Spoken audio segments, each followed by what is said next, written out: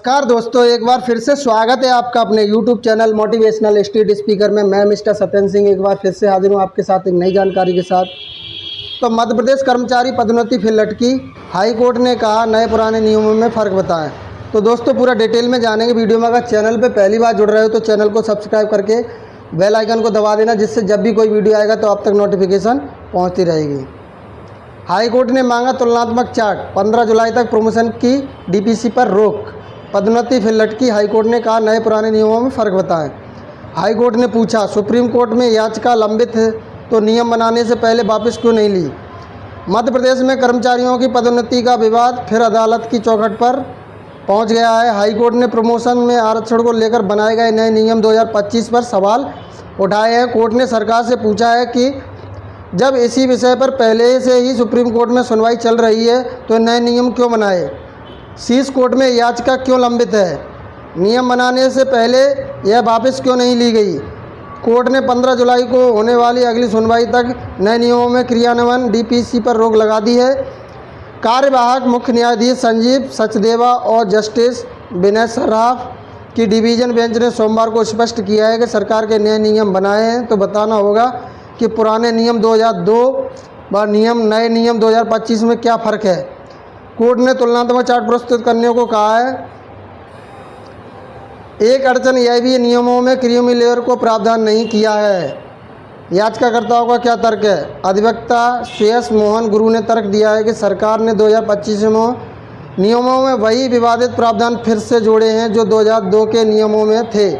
Supreme Court ने यथास्थिति के आदेश दे चुका था, अब उन्हीं लोगों को प्रमोशन दिया जा रहा है तो यह सुप्रीम कोर्ट की अवमानना के दायरे में आ सकता है। जब पहले से ही यह मामला शीर्ष अदालत में लंबित है तो नए नियम बनाना अदालत की अवमानना के समान है।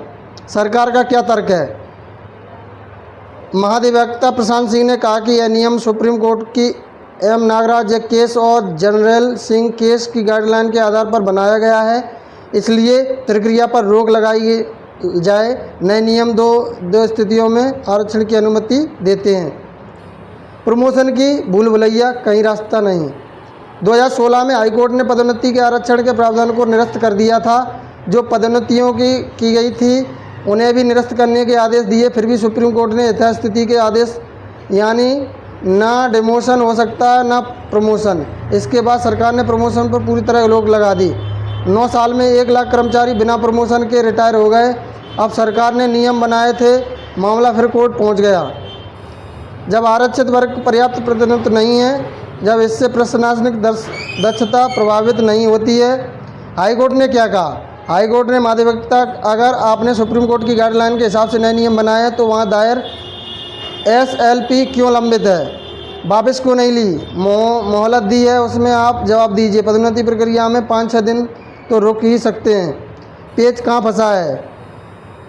सरकार ने नए नियम बनाने से पहले सुप्रीम कोर्ट के दायर अपील वापस नहीं ली, नए नियम बनाने के लिए मंजूरी नहीं ली, सुप्रीम कोर्ट के आदेशों से आरक्षित वर्ग के प्रतिनिधित्व को डेटा एकत्र नहीं किया, क्रीमी लेयर फिल्टर का प्रावधान नहीं किया।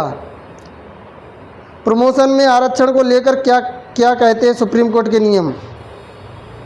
M Nagaraj case 2006 Supreme Court ने आदेश दिया था कि पहले यह देखा जाएगा कि जिस वर्ग को आरक्षण दिया जा रहा है उसका पर्याप्त प्रतिनिधित्व है या नहीं।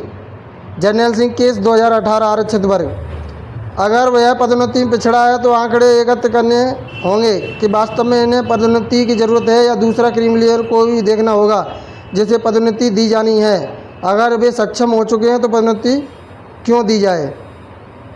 एक अन्य फैसले, सुप्रीम कोर्ट ने कहा था कि भर्ती के आरक्षण से एक बड़े समूह को लाभ होता है, लेकिन पदोन्नति में आरक्षण से एक व्यक्ति को लाभ होता है, यानी सामूहिक नहीं व्यक्तिगत होता है। तो दोस्तों पूरा डिटेल में बता दिया दोस्तों। अगर वीडियो अच्छा लगे तो लाइक कमेंट करना। मिलते हैं ऐसी नई जानकारी के साथ, तब तक के लिए जय हिंद दोस्तों।